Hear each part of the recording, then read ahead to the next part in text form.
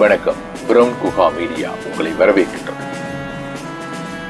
உலகளாவிய அரிய பல சுவாரஸ்ய தகவல்களை தமிழ் மொழி ஊடாக உங்களுக்கு எளிமையான முறையில் புரிய வைப்பதே எங்களின் நோக்கம்.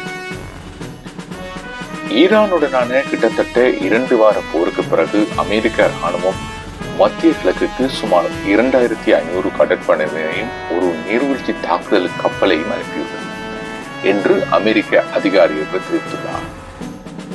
சில மணி நேரங்களுக்கு பிறகு ஈரானின் கார்த்தீவில் உள்ள இராணுவ இலக்குகளை அமெரிக்க படைகள் அழித்து விட்டதாக ஜனாதிபதி டொனால்ட் ட்ரம்ப் அவர்கள் கூறியுள்ளார்.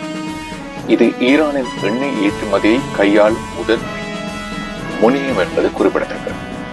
மேலும் இத்தீவின் எண்ணெய் உள்கட்டமைப்பு அடுத்து அங்கு இருக்கலாம் என்றும் அவர் எச்சரித்துள்ளார். ஒரு நாளுக்கு முன்னதாக ஈரானிய நாடாளுமன்றத்தில் சபாநாயகர் அத்தகைய தாக்குதல் புதிய அளவிலான பழிவாங்கலை தூண்டும் என்று எச்சரித்துள்ளார். இது பற்றி மேலும் அறிய வாருங்கள் வீடியோக்கு செல்வோம். வணக்கம். எல்லாரும் நலமா இருக்கிறீர்களோ?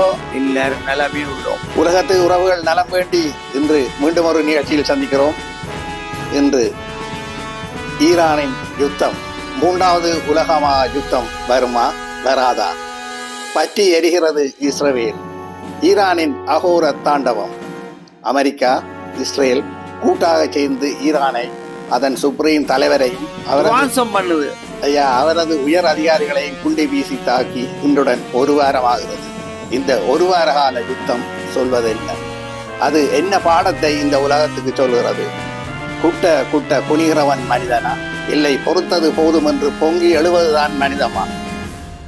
ஈரானிய பாதுகாப்புத்துறை சொல்கிறது, இந்த யுத்தத்தை தொடங்குவது நீங்களாக இருக்கலாம், ஆனால் அதை முடித்து வைப்பது நாங்களே தான் என்றும். நீங்கள் மன்றாடி கேட்கும் வரை எங்கள் போராட்டம் தொடரும், உங்கள் அழிவு எங்கள் கைகளில் தான் என்று ஆக்ரோஷமாக சொல்கிறார்கள். இந்த யுத்தத்தை நாங்கள் நீடிப்போம் என்று ஈரானிய அதிபர் சொன்னதை இன்று அந்த ஈரானிய இராணுவம் மிக திறமையாகவும் நேர்த்தியாகவும் நடத்துகின்றார்களா? உலகமே அதிர்ச்சியுடன் அண்ணாந்து பார்க்கிறது அவர்களின் திறமையை. ஐயா சும்மா போங்க ஐயா. அவர் சொன்னார், அந்த அயத்தலா கோமி அவன் பாதுகாப்பு அமைச்சரோ வேற ஒரு ஆள் சொன்னார் அயத்தலா கோமி சாயில்லைன்னு. என்ன நடந்தது? சும்மா எல்லாம் கயிறு விடாங்க ஐயா. ஒரு யுத்தம் ஒன்று ஏற்பட்டால் அங்கே உயிர் சேதம், உடைமை சேதம், அங்கு என்ன நடக்கிறது போன்ற உண்மை தன்மைகள் எதுவுமே உலக மக்களுக்கு தெரியாமல் இருக்கும். வெறும் சமூக வலைத்தளங்கள் கூறும் செய்திகளையே நான் பார்க்கவும் கேட்கவும் முடியும். எனவே உண்மையான கள நிலவரம் என்ன என்பதை யாராலுமே எப்போதுமே சரியாக கணித்து சொல்ல முடியாததே. முதலில் வெறும் வதந்தியே. அதுவும் இப்போது இந்த AI எது உண்மை எது பொய் என்று எங்களுக்கு தெரியாமல் நாங்கள் மண்டையை பித்து கொண்டிருக்க வேண்டிய நிலைக்கும் தள்ளப்படுகிறோம். என்றாலும் அங்கு இருந்து வரும் உண்மையான நம்பிக்கையான செய்திகளின் அடிப்படையில் இஸ்ரேல் பலத்த அடி வாங்கி கொண்டுதான் இருக்கிறது. ஈரான் தொடர்ந்தும் இஸ்ரேலுக்கு அடிமேல் அடி எடுத்து அடிக்கொண்டே இருந்து நாட்டை துவசம் செய்கிறது. அது சரி, உண்மைதான். ஆனாலும் இப்போ ஈரானை பொறுத்த மட்டும் வேற திருப்பி அடிச்சிருக்கார், வேறு அரபு கண்ட்ரிகளையும் அடிச்சிருக்கார். இருந்தாலும் அவையின் இழப்பு, அவையின் லீடர் அதாவது அயத்தொல்லா கம்பெனியோட சேர்ந்து 88 பேர் ஒரு ஷோட்டில் அடிச்சிருக்கிறாங்க. அதை விட அவருக்கு பிறகு செலக்ட் பண்ணப்பட்ட அடுத்தவரையும் அடிச்சிட்டாங்க. அப்போ அது அந்த வயல் யோசிக்க அப்படின்னு யோசிப்பாரு. மற்ற அவையின் பாதுகாப்பு சம்பந்தமான எல்லா இடங்களையும் அடிச்சுட்டாங்க. அழிவுகள் கணக்க பிள்ளைங்க அடிச்சுட்டாங்க, கடலுக்கு அடிச்சுட்டாங்க. வேந்தன்னையா அது இல்ல. மற்றது அமெரிக்கா சொல்றது 100 to 95% நம்பவே கூடாது. ஏன்னா அங்க உண்மை தன்மைக்கு புறம்பாகத்தான் அவை இந்த மீடியாக்கள் கட்டவிழ்த்து விடும் படு பொய்யான தகவல்களை. அது எவ்வளவு தூரம் ஏற்றுக்கொள்ளலாம் என்று தெரியாது என்ன. ஆனாலும் அமெரிக்காவும் இஸ்ரேலும் நினைத்தார்கள், ஈரானின் அதி உயர் உச்ச தலைவரையும் அவரது சகாக்களையும் அழித்து விட்டால் இந்த ஈரான் எமது காலடியில் வந்து விழுமென்றே அவர்கள் இருவரும் தப்பு கணக்கு போட்டார்கள். அதனால் தான் இந்த யுத்தத்தை வலிந்து அவர்களாவே ஆரம்பித்து ஈரானின் மேல் தாக்குதலையும் நடத்தினார்கள். ஆனால் பாருங்க, இப்ப அவர்கள் இந்த அதாவது ஈரான் ஒரு விஷயம் நல்லா சேர்க்கன்னு கேள்விப்படுறேன். ஆபிரகாம் லிங்கன் கப்பலை தாக்கி இருக்குது, சில அழிவுகளை ஏற்படுத்தி இருக்கு. அதன் வெளிப்பாடுதான் அமெரிக்கா அங்கே ஸ்ரீலங்காவில் கடலில் இருந்த நேவியை அடித்ததும் சரி, அவங்க ஈரானின் கணக்க நேவி கப்பல்களை அடித்ததும் அது ஒரு காரணமாக இருக்கலாம். அந்த வேதனை ஒப்பியாருமா. ஆனால் இன்று நடப்பதை பார்த்தால், ஈரானின் அகோர தாண்டவத்தை, அதியுச்ச தாக்குதலை பார்த்தால் உலக மக்களே ஆச்சரியத்துடனும் வியப்புடனும் இதை பார்க்கிறார்கள். இஸ்ரேல் வரலாற்றிலேயே இப்படியானதொரு கொடூர தாக்குதலை அந்த நாடு பார்த்ததே இருக்காது, சந்தித்தும் இருக்காத அளவிற்கு அவர்களின் தாக்குதல் அதி துல்லியமாகவும் அதி பயங்கரமான கொடூர தாக்குதலை இடைவிடாது நடத்துகின்றது என்பதே உண்மையான கள நிலவரம். அதே நேரத்தில் ஈரானை சுற்றியுள்ள பல அராப் நாட்டில் இயங்கி வந்த அமெரிக்க இராணுவங்களை குறிவைத்து இந்த தாக்குதல்கள் இடம்பெறுகின்றன. அதையும் தாண்டி அங்கே அமெரிக்காவின் அதிநவீன ராடர்கள், மிசைல், வான எதிர்ப்பு பீரங்கிகள் என்று ஏகப்பட்ட இராணுவ தளவாடங்களை கொண்ட இந்த இராணுவ முகாம்களை இனங்கண்டு மிக துல்லியமாக ஈரான் தாக்கி அளித்துக் கொண்டிருக்கிறது. அவை முறையே கட்டாரில் இயங்கிக் கொண்டிருந்த அதிநவீன MPS 132 ரேடர் சிஸ்டம். இது 360 பாகை சுற்றித்தான் உலகத்தை பார்க்க வேண்டும் என்றில்லை, வைத்த இடத்திலே ஒரே இடத்திலே இருந்து அசையாமல் ஈரானிய ஏவுகணைகள் பற்றிய தகவல்களை மிக துல்லியமாக கணக்கு வைத்து தாக்கும் திறன் கொண்டது. அடுத்து UAEயில் இருக்கும் air defence system type 2 raider. இதன் பெறுமதி 500 மில்லியன் அமெரிக்க டாலர்கள். அடுத்து குவைத்தில் இருந்து இயங்கும் ரேடர் சிஸ்டம். இதை அமெரிக்க போர் வீரர்களே தற்செயலாக தாக்கி அழித்து விட்டார்கள் என்று அமெரிக்கா சொல்கிறது. இதெப்படி இருக்கு இந்த கதை? அமெரிக்கா அடி வாங்கி விழுந்தாலும் தன் மீசையில் மண்ணொட்டவில்லையே என்று சொல்வது இதைத்தானோ?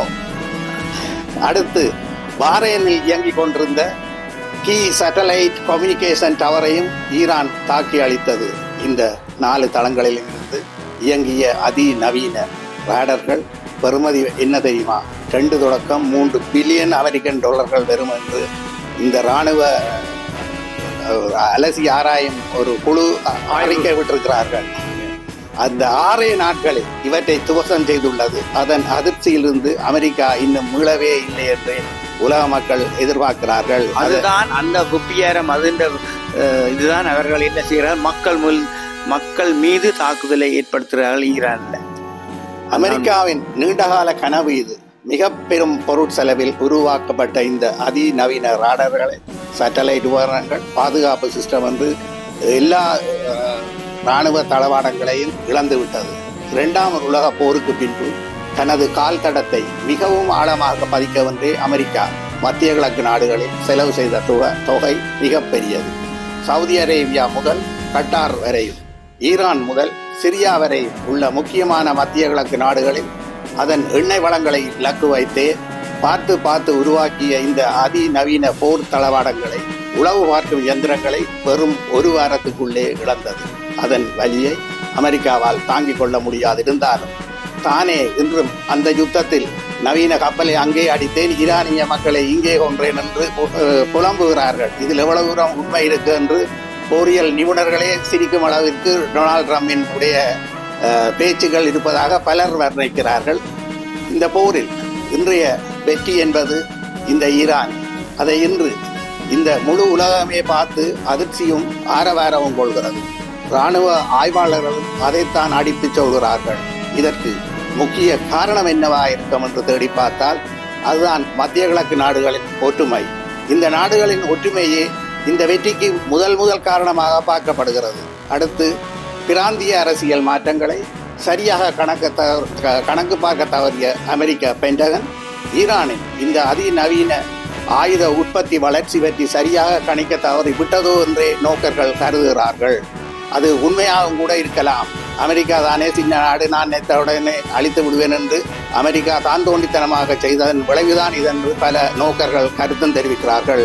ஆனா ஈரான் சின்ன நாடு இல்லையா, பெரிய நாடு. அதை விடுவாங்க. நெத்தனியாவுங்க போட்டார். நெத்தனியாக தான் அவரை யுத்தத்துக்கு இழுத்து விட்டு நெத்தனியாக ஒழிச்சிட்டாரு. ஆனா சமூக வலைத்தளங்கள்ல எடுத்துட்டாருன்றே காட்டினோம். அது எவ்வளவு கணிக்கிறாராம், அது எவ்வளவு உண்மைன்னு தெரியாது.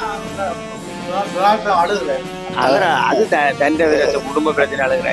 அடுத்து அமெரிக்காவின் கட்டுப்பாட்டில் இருந்து வெளியேற துடிக்கும் மத்திய கிழக்கு நாடுகளின் மனமாற்றம். நாங்கள் மதத்தால் ஒன்றுபட்டவர்கள் இந்த சிந்தனையின் விளைவே இந்த ஒற்றுமை. இந்த ஒற்றுமையின் விளைவே இன்று ஈரான் ஈட்டிய இந்த வெற்றியும் ஆகும். ஒன்றுபட்டால் ஊன்றுவாழ் என்பது இதுதானோ?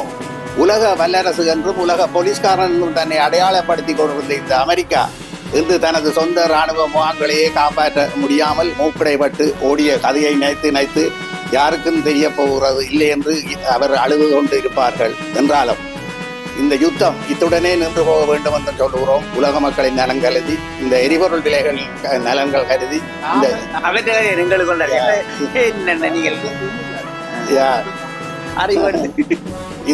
இந்த யுத்தம் என்பது வெகு விரைவில் ஒரு முடிவுக்கு வர வேண்டும்.